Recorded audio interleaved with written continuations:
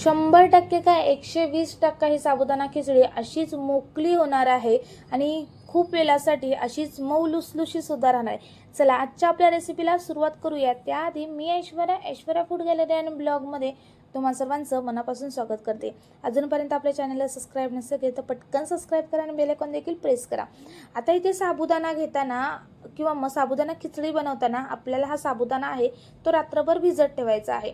तर त्यासाठी काय करायचं की साबुदाणा आहे तो 2 पाण्यातून धुवून घ्यायचा आहे.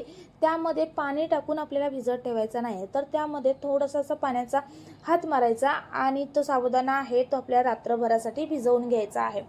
आता हा साबुदाणा इथे मी रात्रभर भिजवून घेतलेला आहे आणि तुम्ही बघू शकता किती भारी असा हा साबुदाणा आहे तो भिजलेला आहे.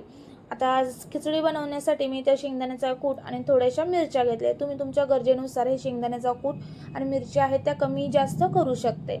कढईमध्ये तेल टाकलं, त्यामध्ये जिरे टाकले आणि मिरच्या टाकलेल्या आहेत. जिरे टाकणं ऑप्शनल आहे, तुम्ही जर उपवासाला खात नसाल तर नाही टाकलेत तरी सुद्धा जमू शकते. मिरच्या आहेत त्या थोड्याशा फ्राय करून घ्यायचा, म्हणजे त्याचा तिखटपणा आहे तो तेलामध्ये रिलीज होतो. आता मिरच्या तडतडल्या, चांगल्या फ्राय झाल्या की त्यामध्ये आपल्याला साबुदाणे जे भिजवलेले आहेत ते टाकायचे आहेत. त्याचबरोबर आपल्याला शेंगदाण्याचा जो कूट केलेला आहे तो अर्धा टाकायचा आहे आणि ते आपल्याला चवीप्रमाणे मीठ टाकायचं आहे आणि ह्याला चांगलं असं आपल्याला परतून घ्यायचं आहे, मिक्स करून घ्यायचं आहे. आता ही साबुदाणा खिचडी एकदम मऊ लुसलुशीत होण्यासाठी किंवा मग साबुदाणा एखादासा कच्चा राहतो ते न राहण्यासाठी काय करायचं की याच्यावरती आपल्याला थोडासा पाण्याचा हात मारायचा आहे.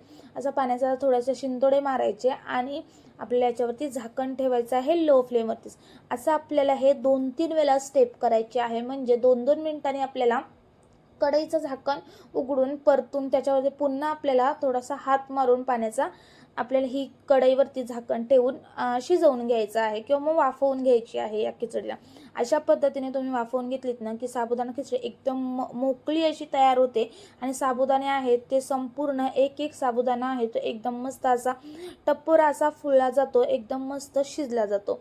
आता यामध्ये जो बाकीचा शेंगदाण्याचा कूट राहिलेला आहे तो सुद्धा टाकायचा आहे. मी अशा पद्धतीने जी आपण साबुदाणा खिचडी अगोदर ठेवलेली न शिजत ती 2-3 वेळा परतून घेतले, त्यानंतरच जो बाकीचा शेंगदाण्याचा खीस होता कूट ठेवलेला तो टाकलेला आहे आणि त्याच्यावरती थोडासा पाण्याचा हात मारून पुन्हा एकदा 2 मिनिटासाठी त्याला वाफवून घेतलेला आहे. आणि तुम्ही बघू शकता मस्त 5-7 मिनिटांमध्येच ही खिचडी आहे ते एकदम मऊ लुसलुशीत एकदम मोकळी अशी तयार झालेली आहे. आणि अशा पद्धतीने तुम्ही ही साबुदाणा खिचडी बनवलीत ना तेलसुद्धा कमी लागतं आणि ही साबुदाणा खिचडी आहे ती एकदम खूप वेळासाठी अशीच मऊ लुसलुशीत आणि मोकळी अशी ही साबुदाणा खिचडी आहे ती तयार होतं.